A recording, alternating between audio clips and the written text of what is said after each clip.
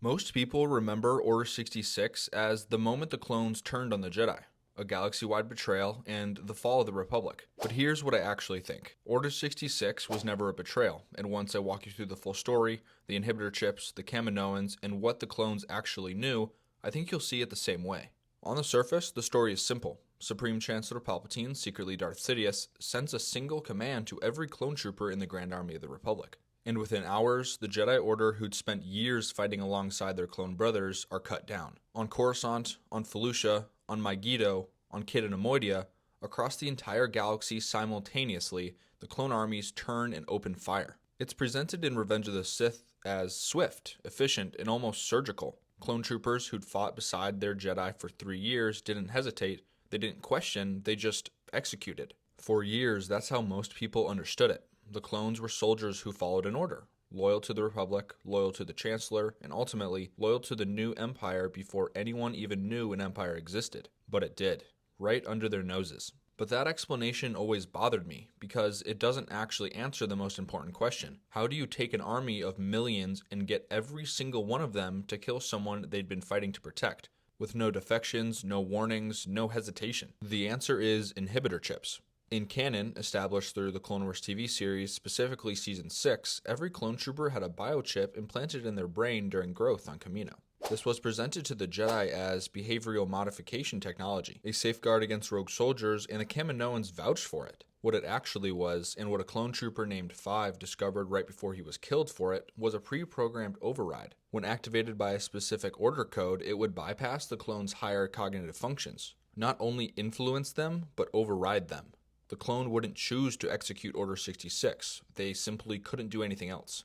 Now here's where canon and Legends split, and where the lore gets, in my opinion, very interesting. In Legends, there are no inhibitor chips. In Legends, the conditioning runs deeper. Years of psychological programming and military indoctrination built in from the earliest stages of cloning. The clones followed Order 66 in Legends because they genuinely believed it was the right call. Palpatine had built an army that trusted the chain of command absolutely. When the orders came, they didn't even need chips. They'd already been shaped into the perfect instruments. I think both versions are disturbing in completely different ways. The canon chips remove agency instantly, like flipping a switch, but the Legends conditioning removes it more slowly over years. Now, with that being said, Order 66 wasn't alone. The clone army operated under 150 contingency orders that were pre-programmed responses for specific scenarios. Order 66 was just the command to eliminate Jedi as traitors of the Republic. But it's worth noting what some of the others were. Order 65 authorized the clones to arrest or, if necessary, eliminate the Supreme Chancellor himself if the Senate voted him unfit to serve. Palpatine had quietly ensured that that one would obviously never be triggered,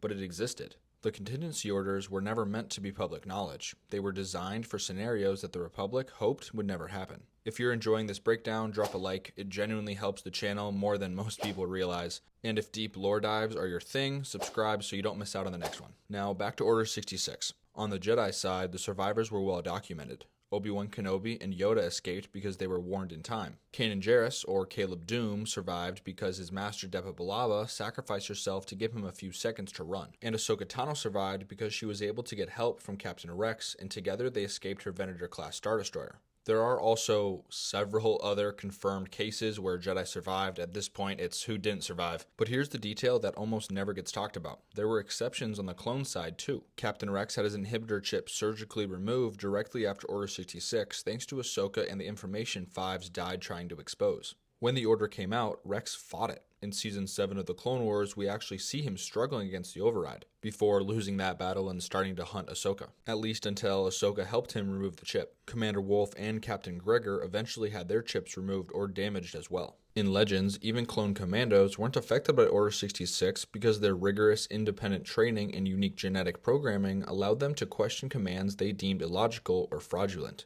As for the others, these weren't men who resisted through sheer willpower. They needed the physical chip to be removed to get their minds back. And that detail matters. It tells you everything about how complete the override actually was.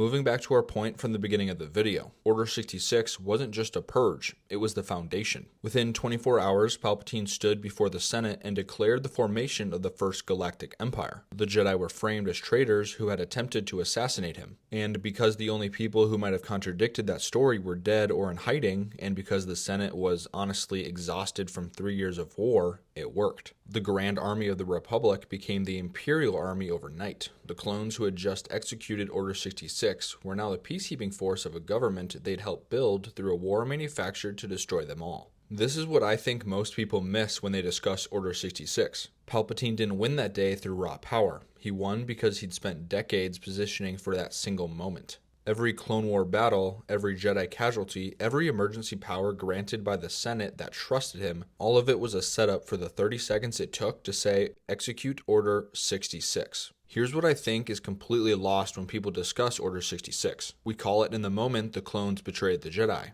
The clone troopers were never free agents. They were grown, conditioned, and deployed for a single purpose. And that purpose turned out to be a war engineered to end exactly this way. They were victims of the same plan that killed the Jedi, just from the other side. The clones who carried out Order 66 followed programming they didn't even know they had, executing a plan they didn't even know existed to serve a government that would replace them with stormtroopers within a generation. They were as much victims of Palpatine's plan as the Jedi they killed. That is the full story of Order 66, from the inhibitor chips grown into the clones in Kamino to Fives dying alone trying to warn the galaxy, to the moment it was executed across every star system simultaneously, and the empire it left behind. Let me know in the comments if you share the same opinion, that Order 66 was less a betrayal and more a tragedy for everyone involved. Otherwise, have a great rest of your day, and may the Force be with you.